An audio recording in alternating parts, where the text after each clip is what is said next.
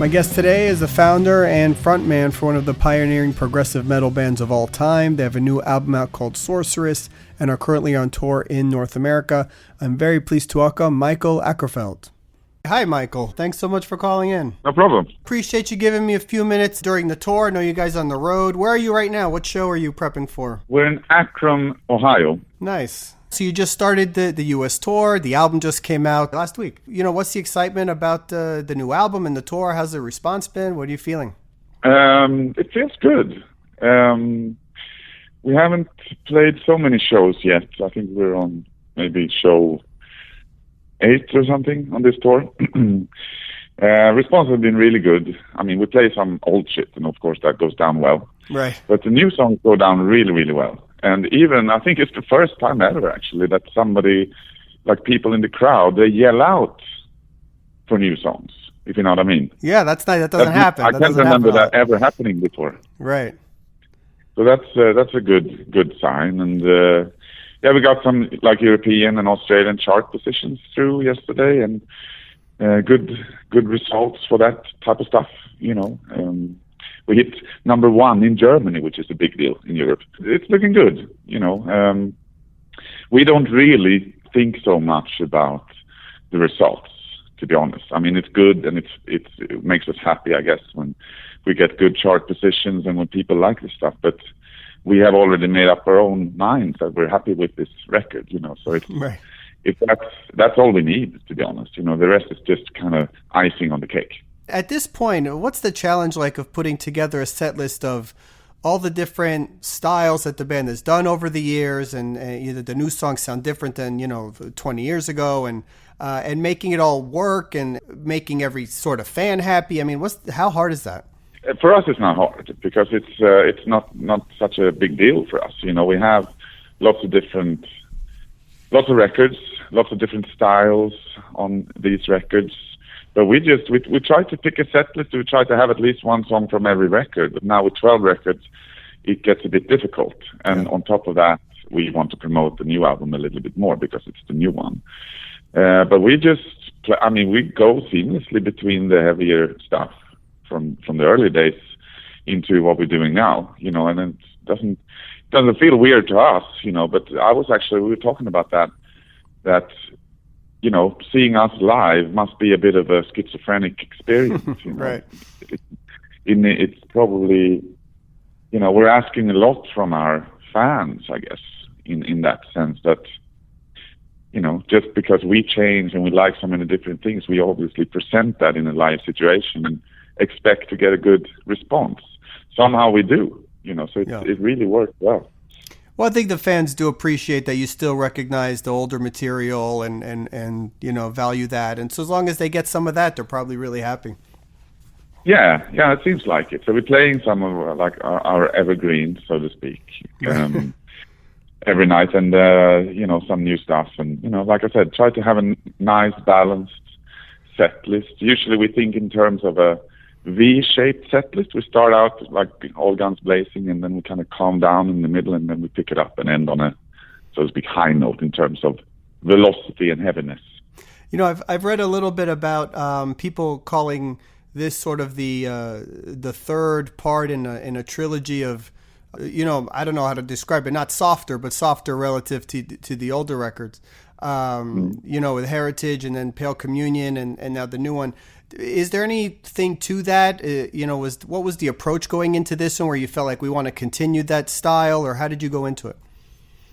Well, it's not part of a trilogy. It just happens to be the third record since what people deem as the big change, you know. Right. But it's not, you know, meant to, they're not connected in right. any way, really. It's the third record since Heritage. But I mean, we didn't. When I write music, you know, I love writing music. It's one of my favorite things to do. It defines me in a way. Music I love to surround myself with music, and luckily I have an outlet through writing music myself. You know, I love it, absolutely love it. But I don't really plan for the future. I don't plan how a record should sound. I don't plan for it to be heavier or softer or anything. I just want to have a good collection of songs. If there's something I'm looking for more than anything else, I guess it would be that I want a little bit of experimentation, a little bit of change, here and there. So, but ultimately, it's if the songs are good, I'm happy. It doesn't matter if it sounds like the record before. Really, if it's good enough, I'm happy. But I'm maybe a bit more kind of hyped up if it's something that I feel that we have never done before, if you know what I mean.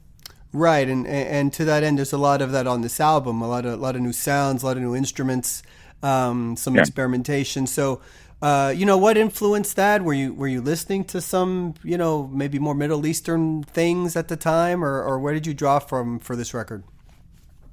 I'm a record collector, so I stumble upon lots of music, of course, through my collecting, and I read lots of books on especially the 60s and 70s scene. So I read up on something, and then I go check it out and find the record. And through that record, there might be a member who used to be in this band or used to play with that artist. I check that out too. So it's, I listen to lots of different genres. For this record, through my girlfriend, we listen to records together all the time. It's one of our favorite things to do together. And she's well into John Coltrane, so I listen a lot to John Coltrane. But I'm not sure if that influenced me, really. It was just I was playing a lot, in between writing sessions and working up for this record. So some jazz, she tried to get me into Charles Mingus, but I didn't like that so much. But Coltrane, I really loved, and she got me into Brubeck and some big jazz names that I kind of, I had a few Coltrane records, but I figured they were a bit too complex for me. I had Love Supreme, and I was like, I'll wait with this one. Right. But now, I got it, and it's a lovely, lovely record, lovely sound. So lots of jazz. Other than that, I'm not sure. Mahavishnu Orchestra, I listen a lot to, actually. It's so damn evil sounding music. Right. Well, that opening the opening to Sorceress, maybe comes from that sort of style a little bit, and then you changed it up and made it Opeth. Yeah, in a way, yeah, you could probably say that. I'm into that type of fusion-esque rock that has not I don't want it to sound happy. I want it to sound a bit mean. So I love Mahavishnu, and I love Magma from France, if you heard them, which is unbelievable, I think. Been listening to them a lot, So some of these fusion, like that beginning of the song Sorceress, probably influenced by those types of bands, I would say. Yeah, that's pretty cool. Jethro Tull. I listen a lot to lots of Jethro Tull. Yeah, absolutely. There's some other songs on the album that, at least for me, stand out. A Fleeting Glimpse, I think, is a really diverse track. Starts off kind of harpsichord and slow, and then picks up. Then you got this big ending at the end, which is great. So how does a song like that start and end? And guitar melody, the solo at the end, is that something that comes naturally as the song is writing, or it happened, later? How does that work for you? Yeah, that song is interesting. I was writing that a little bit in secrecy, because it seemed like an oddball type song. So I didn't present that to the other guys until in the very end, when I was absolutely finished and absolutely convinced that this is something that we should do. Because of that harpsichord bit, which is sounded almost like Brit 60s pop, if you know what I mean. And It's not something we ever done before, So I was a bit like, maybe this is taking it a bit too far. But I loved it, because I love psychedelic rock from the 60s, from England, those types of bands. And I got that part in, and then there's a riff in there that I actually was inspired by, believe it or not, Toto. Okay. Whatever the song is called, Africa. I can't remember which song. I did not catch Toto in there, but okay. Yeah, no, that's good. I'm not a Toto fan, but I was thinking of that riff, where I heard it on the radio, something like that. So I wrote a riff kind of that's a bit staccato driven, and the end was a big Floyd part, and those are pretty basic chords. So coming back to your question with that melody line on the guitar solo was just, over those pretty basic chord structures, it was, that part wrote itself. I didn't. I think that was the first thing I played. When I'm going to play something over it, I was like, yeah, that's it. Right. That's what it's going to be. And then I did this big, try to emulate David Gilmour solo.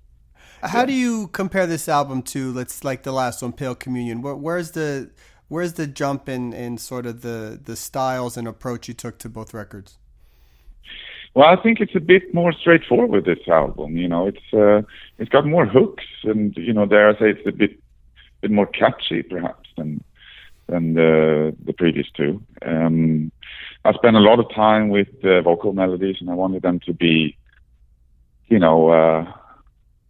I almost like I wanted them to sound like you heard it before, if you know what I mean. Sure. Not okay. in a negative sense, but I wanted to sound familiar. If you know what I mean. Sometimes you hear a song for the first time, and you can't compare it to anything, but it clicks with you right away because it's something that's familiar about it, if you know what I mean. Yeah. So, and I got that feeling with a couple of the songs here.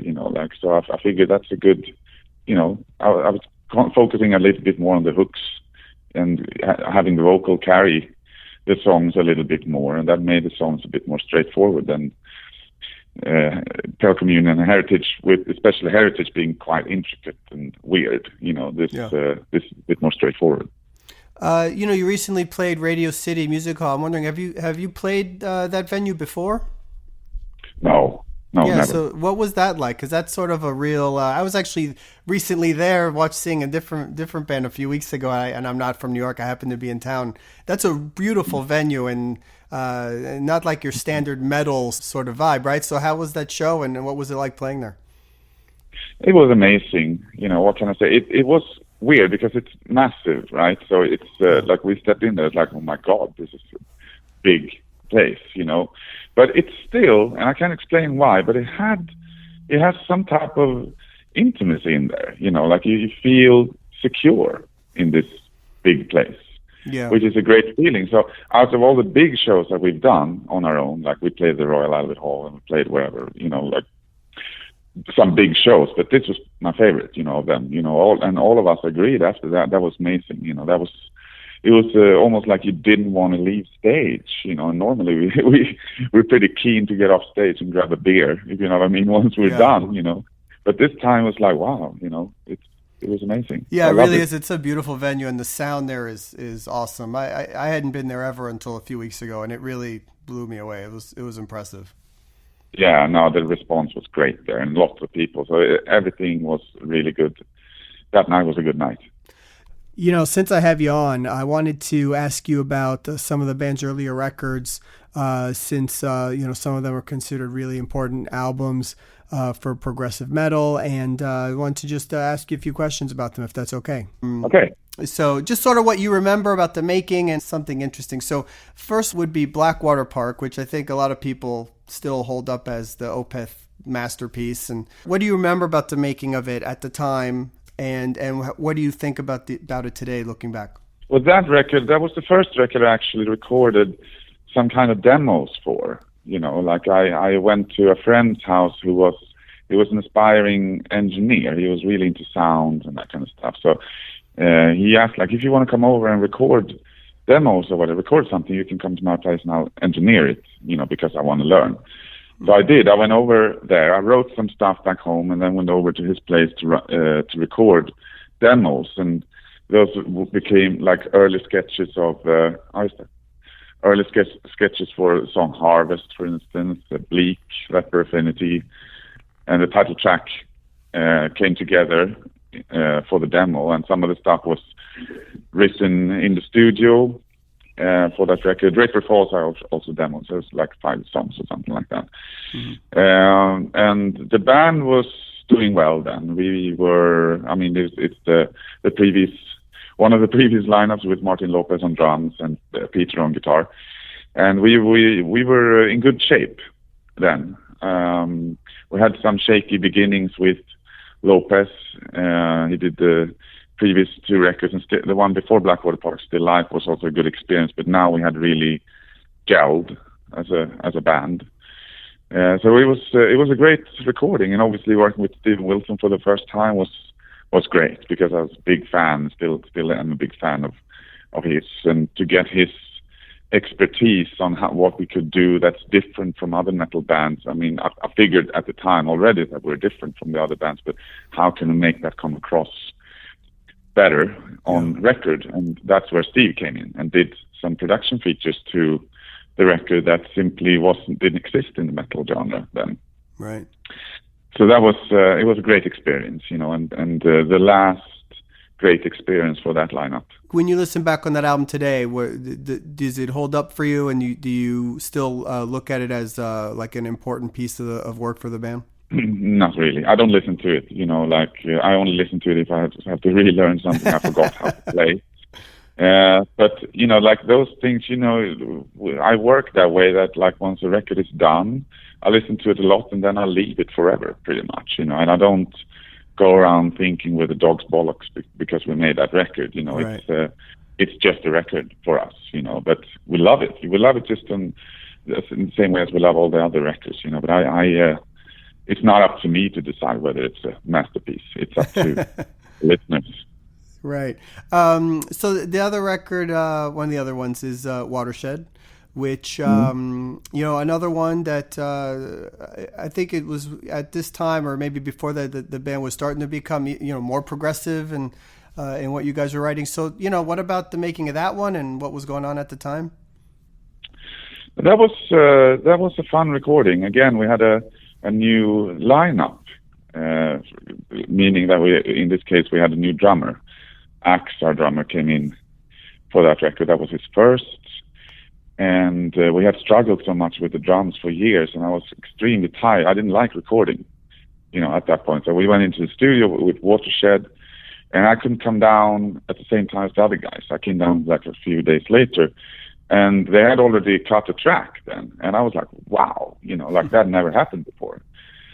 So it was a really smooth, fun recording, good songs, some crazy ideas for that record, and a fun metal, prog metal record. I think really interesting things going on there. I think still, and I think that still that it was with that record. It's also, you know, some sad memories because Per, the keyboard player, left.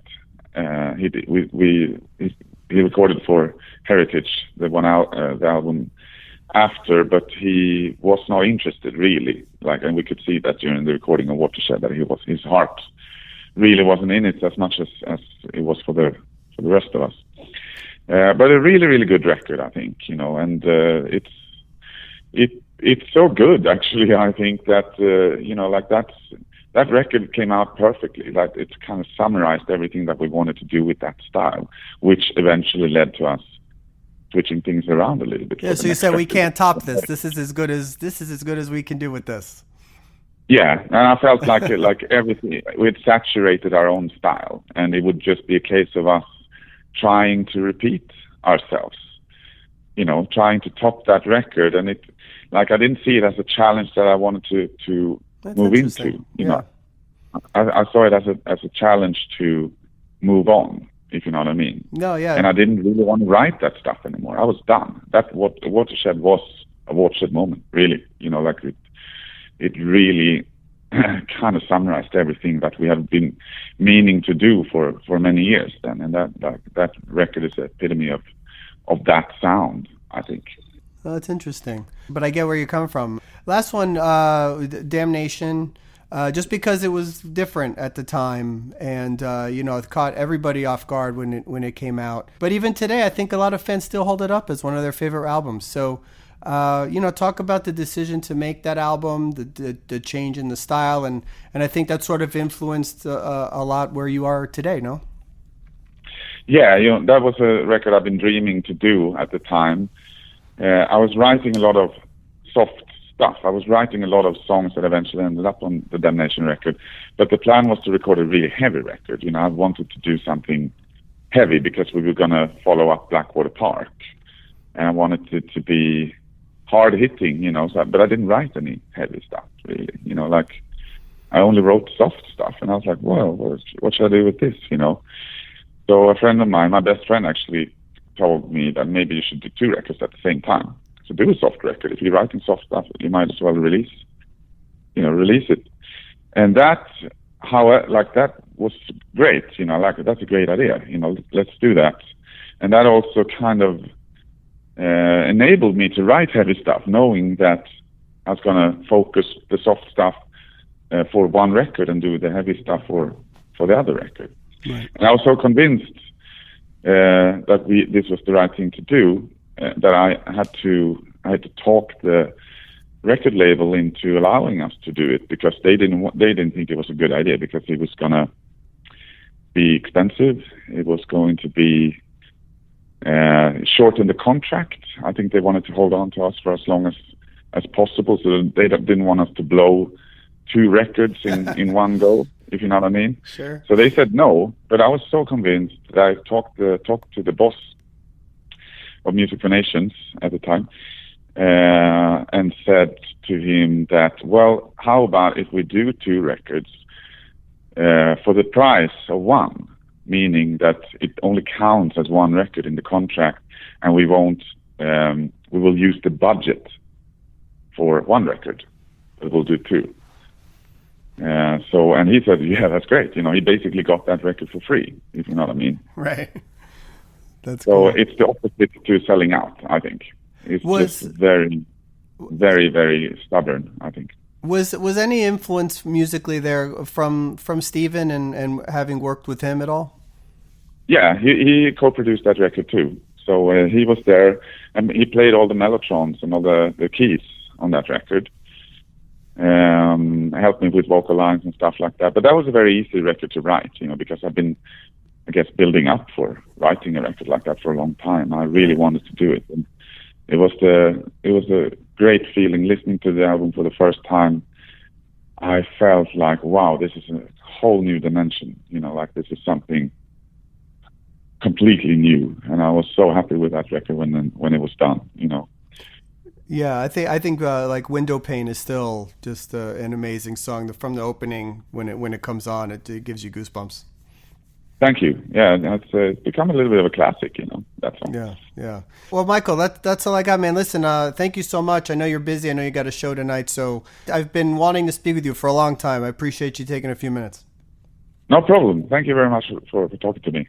All right, man. Have a good show. Take care. Thanks. Bye. Bye-bye. Thanks to Mikael for the interview. Please catch Opeth on tour and pick up their album, Sorceress, available now. For upcoming news and interviews, please check theprogreport.com, follow us on Facebook, and download our podcast on iTunes. Thanks.